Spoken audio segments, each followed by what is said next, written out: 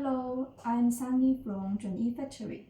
This is our new model JY406 and this is the tea maker. Press this button on and off. It will show in the water temperature inside. Now is 49 temperature inside, and here you could setting the temperature.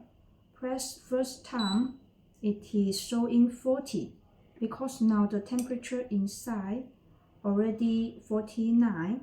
So you press second time, it will show in 5 degrees more, and press second time 70 degrees more, and now it will show in 75 degrees, means it will boiling until 75 degrees.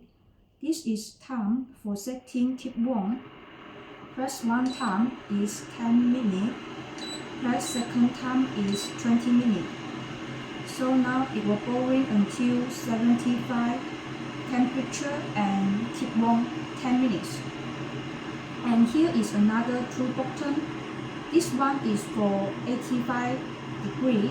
When you press this one, it will boiling until 85. And this one is 100 degrees. It will boiling until 100 degrees.